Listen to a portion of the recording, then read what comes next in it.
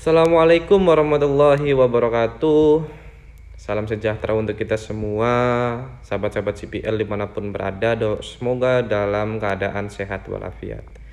Baik sahabat-sahabat CPL, Bapak Ibu Kepala Desa, saya coba untuk melanjutkan kembali mengenai resum Undang-Undang Desa di bagian kedua ini. Sebelumnya saya sudah sampaikan bahwa Undang-Undang Desa itu telah dilakukan perubahan ya 2 kali. Yaitu perubahan pertama dilakukan ataupun perubahan tersebut diubah oleh Undang-Undang Cipta Kerja. Namun dalam perubahan itu ya hanya terdapat satu pasal saja yang dilakukan perubahan, yakni mengenai BUMDes ya, Badan Usaha Milik Desa. Kemudian perubahan yang kedua itu dilakukan berdasarkan Undang-Undang Nomor 3 Tahun 2024 yang akan kita bahas pada kesempatan kali ini. Oke Bapak Ibu semuanya, Bapak Ibu Kepala Desa semuanya, hal ini perlu Bapak Ibu ketahui ya, biar nanti jangan salah kaprah, salah kewenangan dan lain sebagainya, nanti ujung-ujungnya menjadi bumerang sendiri. Nah di sini saya coba udah buatkan matriks perubahan Undang-Undang Desa Nomor 6 Tahun 2014 dengan Undang-Undang Nomor 3 Tahun 2024. Di mana dalam pasal 26 ayat 2 huruf B ya Bapak Ibu semuanya, di sini ada perubahan ya. Klausal ataupun norma sebelumnya itu mengenai mengangkat dan memberhentikan perangkat desa ya. Jadi kepala desa itu mempunyai kewenangan untuk mengangkat dan memberhentikan perangkat desa. Itu bunyi dari Undang-Undang 6 2014. Tapi berdasarkan Undang-Undang Nomor 3 Tahun 2024 ya, kepala desa itu berwenang mengusulkan pengangkatan dan pemberhentian perangkat desa kepada bupati. Nah, di sini jelas banget perbedaannya Bapak Ibu ya. Kalau undang-undang sebelumnya ya, kepala desa ini mempunyai hak istimewa ya, hak prerogatifnya sebagai seorang kepala desa ya. Jadi bisa mengangkat dan memberhentikan perangkatnya. Tapi sekarang kepala desa nggak punya kewenangan untuk mengangkat ya. Hanya saja kewenangan mengangkatnya itu sifatnya mengusul ya. Jadi Bapak Ibu Kepala Desa itu mengusulkan nama-nama ini untuk diangkat atau diberhentikan ya sebagai perangkat desa A atau C gitu. Nanti SK-nya ke siapa ya kan? Pengusulan itu dilayangkan kemana? Kepada kepala daerah, bupati atau wali kota. Artinya Bapak Ibu semua kepala desa, artinya itu kemungkinan besar nanti keputusan SK ya, surat keputusan perangkat desa itu dari bupati atau wali kota. Nah, mungkin ini juga semangat daripada Undang-Undang 3 Tahun 2024 ini lebih cenderung untuk membuat permanen ya. Artinya kepala desa setiap periode berganti, tapi untuk sistem pemerintahan di dalamnya itu lebih stabil gitu. Seperti di Pemda kan, artinya untuk bupati dan wali kotanya ganti-ganti, tapi dalam susunan sekda ya kan dan lain sebagainya itu komponen di dalamnya itu kan nggak berganti. Mungkin semangat daripada Undang-Undang 3 Tahun 2024 itu mengarahnya ke situ. Jadi lebih dominan nanti sekretaris desa atau juru tulis ya kan dan lain sebagainya, KUR apalah itu namanya, mungkin itu nanti lebih cenderung permanen gitu, karena di sini nggak punya kewenangan untuk memberhentikan, hanya mengusulkan saja kepala desa. Itu pun usulan kalau diterima, kalau enggak ya nggak bisa langsung semena-mena diberhentikan. Kalau semena-mena nanti diberhentikan, ingat Bapak Ibu Kepala Desa, ada undang-undang, ada asas-asas umum pemerintahan yang baik ya. Nanti keputusan Bapak Ibu itu bisa digugat melalui PT UN. Nah, itu awas, hati-hati Bapak Ibu ya. Jangan sampai karena merasa masih mempunyai kewenangan seperti dulu ya kan, enak mengangkat dan memberhentikan, ujung-ujungnya malah di PT UN mengganti kerugian bla bla bla, kan sayang sekali ya Bapak Ibu. Oke, kemudian selanjutnya di sini dalam pasal 26 ayat 2 itu huruf H, I, J, K, L itu cenderung tidak ada perubahan ya, masih sama. Jadi dalam pasal 26 ayat 2 itu yang hanya perubahannya di huruf B saja, seperti itu. Oh, ada lagi ini terkait di huruf G, Bapak Ibu, mohon maaf ya. Kalau di sebelumnya itu membina ketentraman masyarakat desa, kemudian ada perubahan membina ketentraman dan ketertiban masyarakat desa. Nah, ini sudah merangkap merangkap fungsinya seperti kepolisian ya. Ya, ketertiban. Jadi mungkin itu semangatnya juga ketika dilantik menjadi kepala desa, mampu untuk mengayomi masyarakat desanya, mampu menjadi ya menjamin ketentraman dan ketertiban seperti itu. Oke, baik Bapak Ibu semua, kita lanjut lagi di sini dalam pasal 26 ayat 3 juga ya. Kalau tadi mengenai kewenangan, sekarang berganti untuk ayat 3 itu mengenai hak ya Bapak Ibu. Nah, dalam hak ini Bapak Ibu ada perubahan dari undang-undang sebelumnya ke undang-undang sekarang. Perubahan pertama dalam pasal 26 ayat 3 ini huruf B ya. Kalau klausal ataupun norma sebelumnya itu mengajukan rancangan peraturan desa. Nah, kemudian dirubah itu menjadi mengajukan rancangan dan menetapkan peraturan desa. Nah, ini yang saya sepakat. Sepakatnya gimana Bapak Ibu? Ya, bukan hanya mengajukan rancangan perdes saja, ya kan?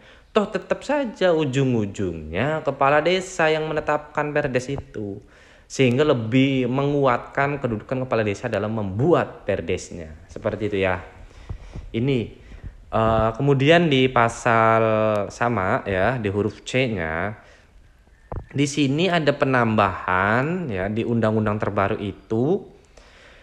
Kalau undang-undang lama itu serta mendapat jaminan kesehatan doang ya. Tapi kalau di undang-undang sekarang ya, yang saya merah-merahin itu adalah tambahan klausal ya normanya. Serta mendapat jaminan sosial di bidang kesehatan dan ketenaga kerjaan. Wah, ini enak juga ini kepala desa ya, Bapak Ibu kepala desa. Artinya kalau dulu hanya dijamin kesehatan tok ya kan, kesehatan itu lebih cenderung terhadap BPJS contohnya ya. Tapi kalau jaminan kesehatan ketenaga kerjaan ataupun ya demikian, maka nanti BPJS ketenaga kerjaan dan orientasinya ke depan ketika di kesehatan ketenaga kerjaan itu akan ada apa ya pesangon lah, bisa dibilang seperti itu ya. Jadi selama jadi kepala desa, ketika nggak sakit dan ketika nggak menggunakan jaminan ketenaga kerjaan itu, ketika berhenti ya sudah purna tugas, maka itu bisa dicairkan. Kan lumayan Bapak Ibu ya. Kemudian yang D-nya ya. Ini ada perubahan mutlak ya untuk pasal ini, huruf D, mohon maaf.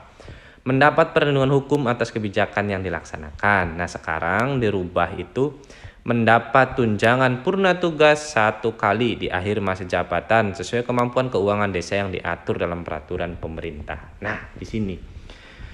Jadi Bapak Ibu kepala desa itu mempunyai tunjangan ya purna tugas 1 kali.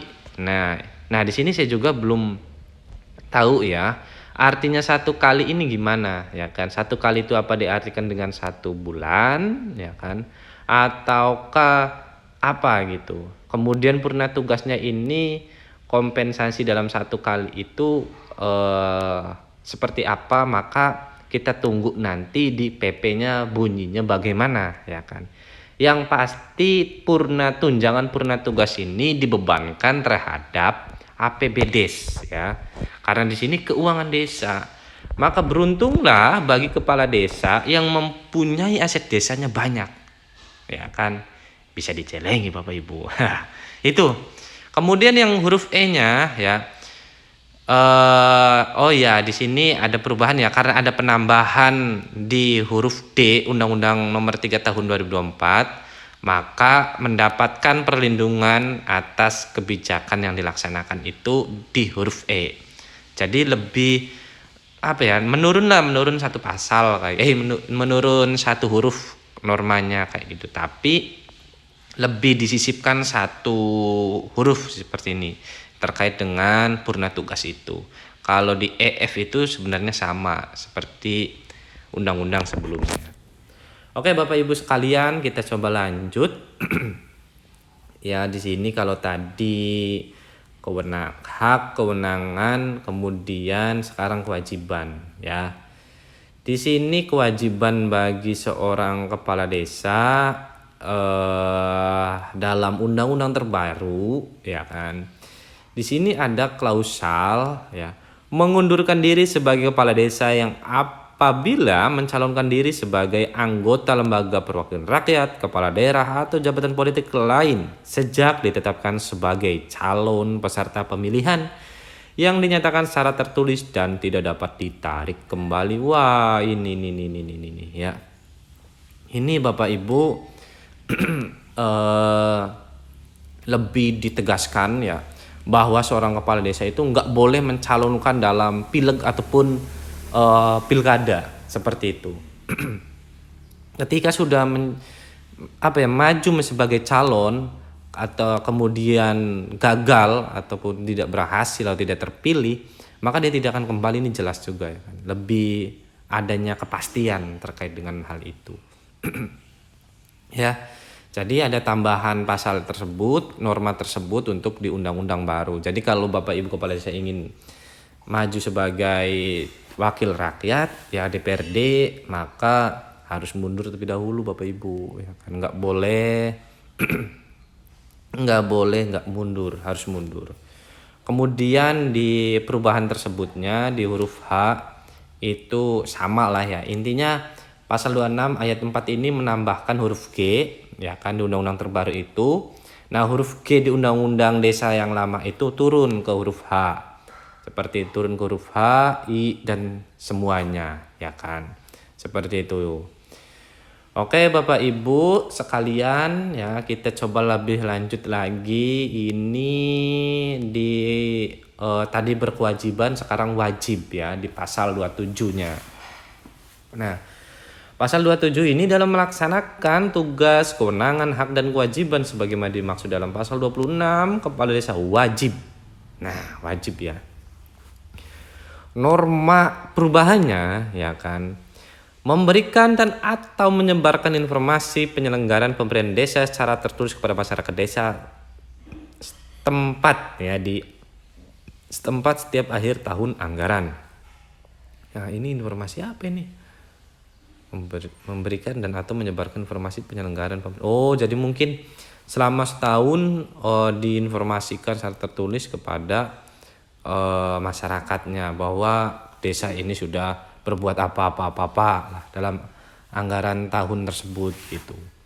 Kemudian huruf B-nya menyampaikan laporan pertanggungjawaban penyelenggara pemerintah desa pada akhir masa jabatan dalam forum musyawarah desa. Nah, kalau sebelumnya menyampaikan laporan pemerintah desa pada akhir masa jabatan kepada bupati wali kota, kalau yang perubahannya kepada forum masyarakat desa. Artinya di sini lebih diberikan otonom lagi kepada desa ya kan, diberikan kepada otonom seperti mengurus rumah tangganya sendiri kayak gitu. Kemudian huruf C-nya memberikan laporan pertanggungjawaban penyelenggaraan pemerintah desa secara horizontal dalam bentuk lisan dan tertulis kepada Badan Permusyawaratan Desa setiap akhir tahun anggaran. Nah, di sini ya masih sama sih seperti di huruf C sebelumnya.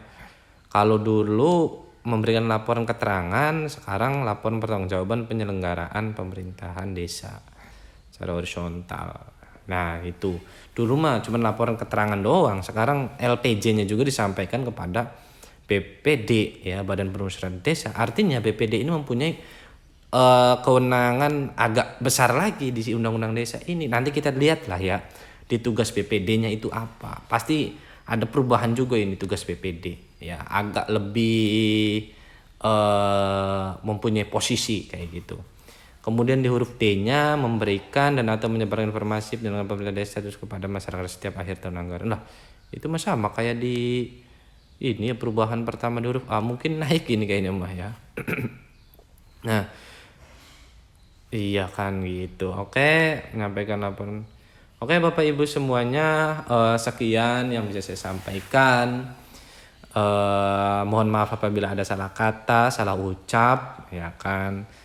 Semoga kita semua dalam keadaan sehat walafiat tentunya ya, sahabat-sahabat CPL, Bapak Ibu Kepala Desa, dan saya sampaikan, saya doakan yang belum dilantik tambahan semoga segera mendapatkan bonusnya ya, segera dilantik menjadi, biar periodenya ya total genap 8 tahun. Oke, baik itu Bapak Ibu semuanya, jangan lupa di subscribe, like, dan share tentunya. Saya akhiri. Wallahul muwaffiq ila aqwamit thoriq. Wassalamualaikum warahmatullahi wabarakatuh.